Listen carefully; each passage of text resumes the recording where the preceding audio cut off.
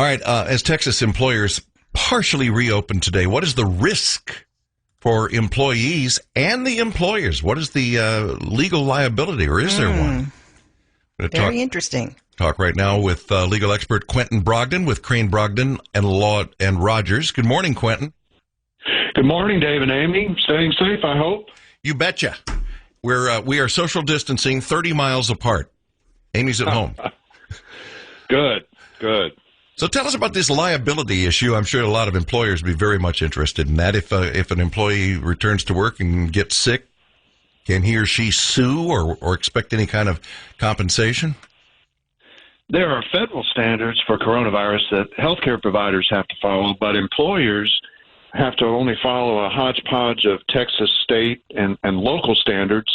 And then, of course, there's the OSHA general standard that all employers have to follow for their employees, that they have to keep the workplace free from recognized hazards likely to cause death or serious physical harm. Surely, coronavirus fits within that, but OSHA has been, some would say, kind of asleep at the wheel here. OSHA has recommended that employers follow the CDC guidelines, the 6-foot distancing, taking temperatures, disinfecting masks, barriers, sanitizing, things like that.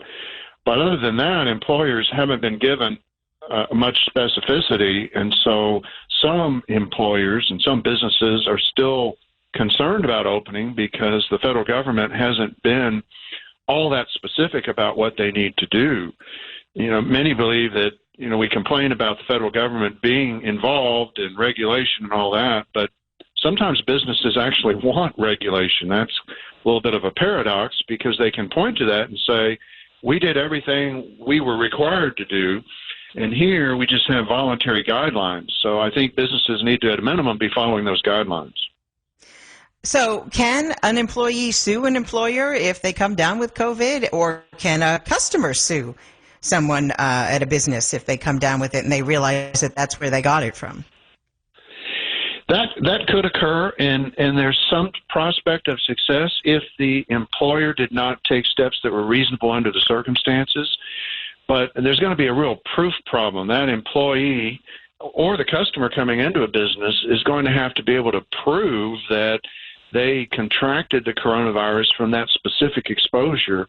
And as you can imagine, that would be a tough row to hoe because coronavirus is all around us.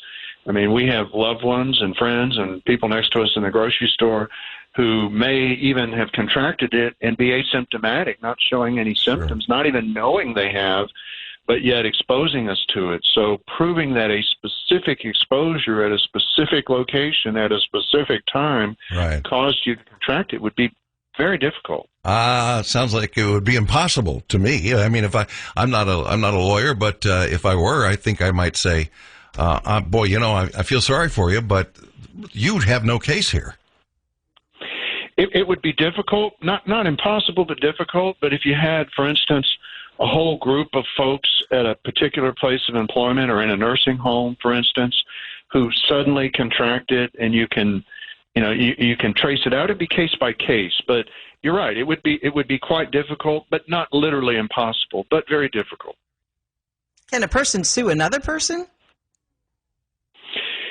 In theory, yes. If I know I have it or should know I have it, I'm not protecting myself or covering with a face mask, and I cough all over you, and you can prove that I'm the person who is responsible for you contracting it. In theory, yes. That would be a difficult suit, and it's very difficult to collect money from individuals. Most of us, even if we make a decent living, Texas is very debtor-friendly. We can drive nice cars and keep our houses, and even if someone obtains a judgment against us, it's difficult to actually collect that money. Mm-hmm. So I think businesses will be targets to the extent these suits are filed. I don't see, personally, any rash of these suits. I don't predict there be any rash of these suits coming along because of the proof problem. Right. Well, I thank you very much for that, because I think Amy was sitting there at home trying to figure out how she could nail this on me if she gets sick. Fact of the matter is, I like to say, we've been working together for more than 8 years, and the only time we ever touched was the first time we met and shook hands more than 8 years ago. So, Well, shaking hands may become a thing of the past. I think you're right. Someone, I think it was Bill Gates, was saying, if you see that in a movie, you know the movie wasn't made this year. Quentin, thank you very much for your time. Have a great weekend and stay safe. Stay safe, Dave and Amy, and we'll be watching this. It's not going away anytime soon, unfortunately.